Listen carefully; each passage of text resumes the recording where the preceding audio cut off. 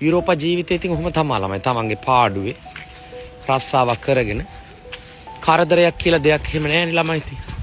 අනිත් මනුස්සර වදයක් වෙන්නේ නැත්තම් තමන් දෙයක් හම්බ කරගෙන නිදහසේ ජීවත් වෙන්න පුළුවන්. කිසි ප්‍රශ්නයක් නැහැ ළමයි. ආගමික ගැටලු නැහැ. කුලල් කා ගන්න නැහැ. එමෙ ඊර්ෂ්‍යාකාරයෝ නැහැ. ලිංගිකත්වයට hina වෙන්නේ නැහැ. ට්‍රාන්ස්ජෙන්ඩර් වුම කොන් කරන්නේ. ඔයා ගේද කියලා අහන්නේ. ඔයා බඳින්නේ කවද්ද අහන්නේ. අනුන්ගේ දේවල් නෙවෙයි අපිට අදාළ නැහැ. ඉතින් මේ මානසිකත්වය තියාගෙන හොඳින් ජීවත් වෙන්න පුළුවන්. කිසි කරදරයක් නැහැ. ඒ ඇති මම වාසනාවන්තයි.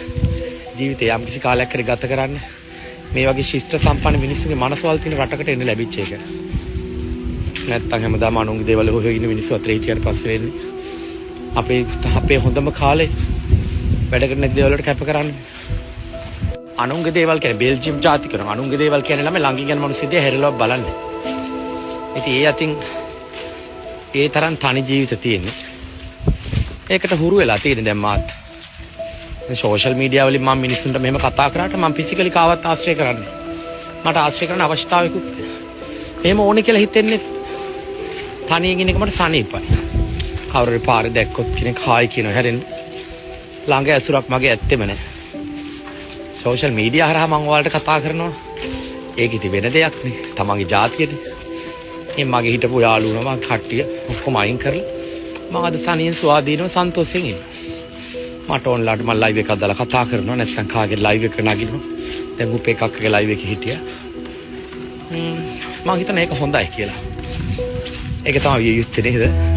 ඒක කරදරයක් නෑ සන්තෝෂයෙන් ඉන්න පුළුවන්. ඔය මම කතා කරගෙනකොට මට හේත්‍රිච්ච සමාන චාරිත්‍ර ඇත්තෙම මගේ තාත්තට ගැලපෙන මිනිස්සු නෙමෙයි. තාත්තට තියා කතා කළුවා කතා කරන්න සුදුසු අය නෙමෙයි. ඒ ගොඩක් මට Facebook එකේ කියලා තියෙනවා මිනිස්සු කවුද මේ ලං කරගෙන ඉන්නේ. ඇයි මේ වගේ පහත් පන්ති මිනිස්සු ගැන කතා කරන්නේ කියලා. ඔයාගේ ගමනේ යන්න ටිලෙන් ඔයා කවුද එයාලා කවුද කියලා. ඇත්ත මට ඕක තේරෙන්නේ නැහැ.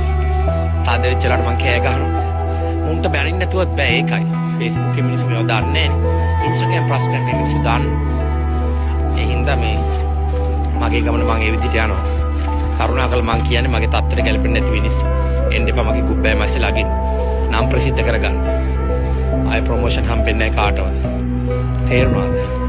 ඇත්තටම මිනිස්සු කවුද නේ? කිසිම අධ්‍යාපන මට්ටමක් නැති මහා මිත්‍යා දෘෂ්ටිගතමත් වල ඉන්න මෝඩ මිනිස්සු. මගේ වැඩේට බාධා කරන්නා. ඔයා වැඩක් නෑ යන්නේ. ඔයා දවස් 5ක් ගිහලා තමයි 1 මිලියන් ගහගත්තේ. මම පැය 24න් ඔයාගේ කටහඬෙන්ම 1 මිලියන් ගියා. දැක්කද? මං ඒකනේ කිය ඵලයන්. දැන් ඩ්‍රයිව් එකක් දාන්න වැද්දියක් වගේ ඔලුව කහක මං සමාව ගත්ත කිගේ කෑල්ලක් පෙන්නනවා. ගූ කන්න එපාද? ඔයාගේ ගූ කන්න එපාද? ඔයා පච්ච වෙලා ඉවරයි. ඔයා ගූ කාලේ ඉවරයි. ආන් අර ඊශානිය හොමන්නන ලයිව් එකක් දාන්න කියලානේ. පොම්බෝ ජාතික බාලික බයින හොගාලා. ඵලයන් ගෑණි යන්න. ඔය දේයබ පිළිම කියලා කොයි බෝගහ කැටින් තියලා දරුවෝ දෙන්න නැතක හරියට ජීවත් වෙයම්. පිස්සු ගෑණි. ගමේ උනුත් රෙකෝඩ් කර පෙන්නවා. ළමයි ගමේ මිනිස්සුත් රැට කැමරා අල්ලලා පෙන්නවා මේක නටන පිස්සුව. මං දවස් එකෙන් කරා උඹේ කටහඬටම මතක තියාගන්න උඹේ දෙයියතෝ කියලා තමයි මං අහන්නේ. මං එක දවසින් කරා 1.4 මිලියන් එක. ඒ කියන්නේ මේක සතියක් යනකොට ඊට වඩා ගහයි. මට ඔය තිබ්බත් එක නැතත් එක හොඳටම ඇති. උඹේ කටහඬ. අන්න එහෙම තමයි මං උඹට කණේ පාර කියව උඹ කරන බලු වැඩ වලට. ඒක හොඳට ඔබ මතක තියාගන්න. දේවාල ළමිස්සි ආවා දෙයියෝ කරන නෙවුන්. මේ හොර දේවාල ගෑණි පන්න පියව.